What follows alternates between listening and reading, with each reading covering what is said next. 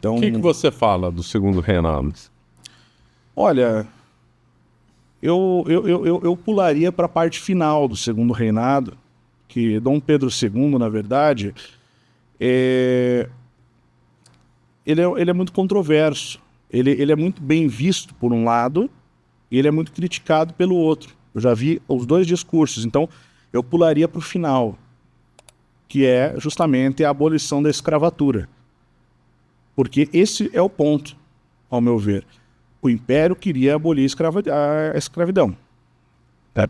Pelo menos ali no final do Segundo Império. Isso aí parece bem claro para quem estuda, né? E eles aboliram a escravidão, tomaram o golpe da República pelos escravocratas, que depois formaram as elites, que, em certo sentido, vigoram até hoje, porque foi a partir dali que foi surgir o coronelismo, né? O Brasil tinha vencido a Guerra do Paraguai, os militares queriam mais poder, os latifundiários não gostaram da abolição da escravatura, se juntaram com os militares e deram o golpe.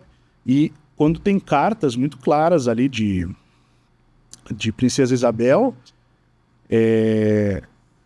dizendo claramente que a intenção era entregar as terras devolutas, as terras de ninguém, as terras que o Estado tinha, para os escravos constituírem pequenas propriedades rurais. E isso, evidentemente, eram trabalhadores experientes que iam ter propriedades e iam concorrer com os latifundiários da época. Isso é algo que poderia ter acontecido e que era a vontade do Segundo Império. Então, assim, por mais que o Império tenha sido uma mudança de regime, que foi um golpe de Estado em 1822, depois do golpe de Estado ele vai fazer coisas boas e coisas ruins. Vai haver muita ebulição política que houve na época, existia toda uma pressão para se derrubar o Império, os liberais, né, no caso, tentando de toda forma derrubar o Império, estabelecer uma república, mas eles vão realmente fazer a república quando a escravidão é abolida. E isso é um ponto onde a gente celebra, né, todo dia 15 de novembro, a proclamação da República, né? E a gente condena os portugueses pela escravidão. Mas quem que eram os donos de escravos? Quem eram os comerciantes de escravos? Bom, existem estudos sobre isso.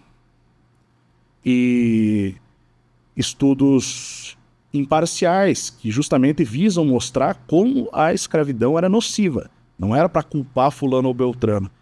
E já se sabe que, na verdade, quem eram os donos de escravos eram especialmente poderosos da Inglaterra, banqueiros ingleses,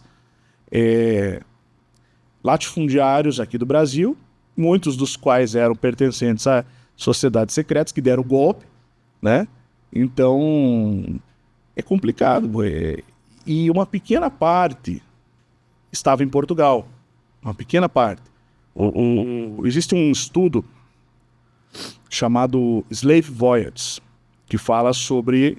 Já mostrei algumas vezes no canal Além da Nuvem.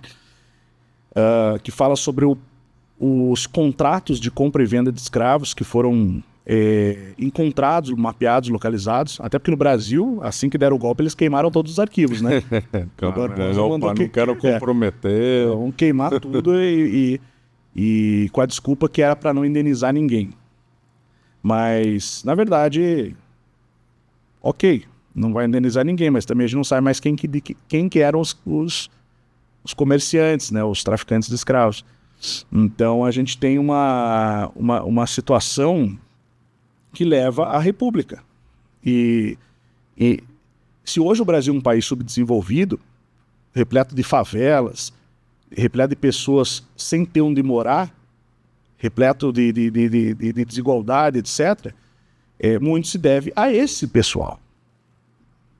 Por isso que eu digo, Dom João VI, ele considerou essas sociedades discretas na época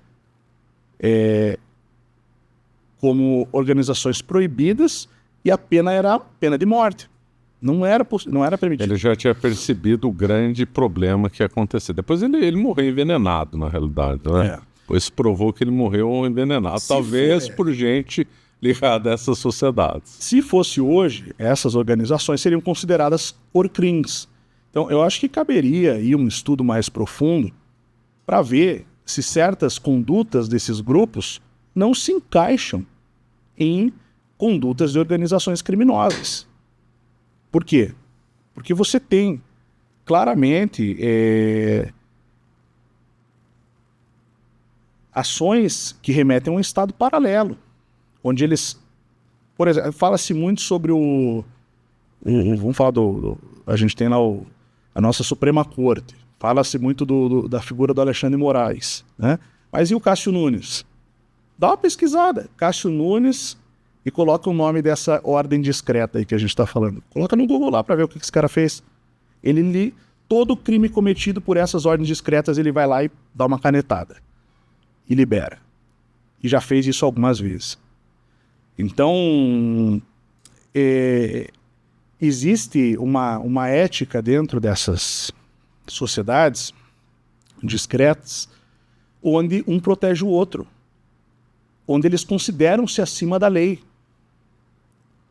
E isso precisa ser compreendido. Porque enquanto a gente não entender isso, a gente não vai conseguir restaurar a tradição, a gente não vai conseguir fazer nada, porque toda vez que surgir um movimento que fala em, vamos usar o termo aqui, conservadorismo, que nem é um termo que cabe ao Brasil, mas em resgate de tradição,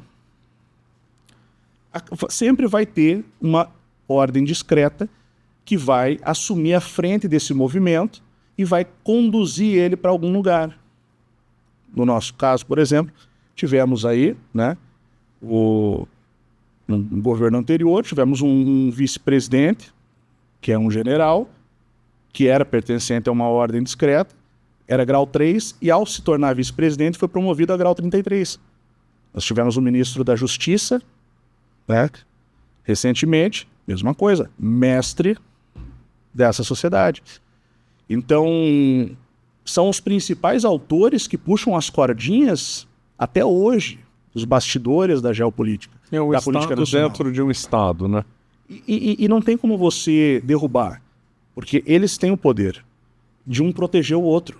E é assim que funciona. Então, isso tem que ser investigado como morcrim. Porque se fala de facção, se fala de... Enfim, na minha opinião, isso precisa ver primeiro se não se enquadra, né? Não estou acusando, dizendo que é. Mas eu acho que ou determinadas condutas, né, e tal. Precisa ser, no mínimo, analisado, porque a gente... Veja, nós estamos num país, hoje, que é formado 86% por cristãos. Nós somos um Estado laico. E cada vez mais não se pode falar certas coisas. Então, hoje, se você criticar uma religião, uma crença que faz um sacrifício de animal ali para, sei lá, com a finalidade de provocar um mal em outro ser humano, vou sacrificar lá uma galinha para te prejudicar. Se você criticar isso hoje abertamente e falar, a lei que foi criada, ela te coloca numa condição como se você estivesse cometendo crime de racismo, sendo que não tem nada a ver uma coisa com a outra. Então, essa juristocracia que vai se impondo, esse poderio dos advogados, né, que vai se impondo no Brasil cada vez mais, é algo que a população precisa começar a tentar e tentar travar isso. Só que a gente nunca vai conseguir fazer isso se a gente não entender o que é tradição. Porque a gente acaba sempre ficando relegado a movimentos ideológicos revolucionários disfarçados de tradição. Você acaba de assistir um corte do Caravelas Podcast. Na tela está aparecendo o episódio completo e outro corte. Muito obrigado pela atenção.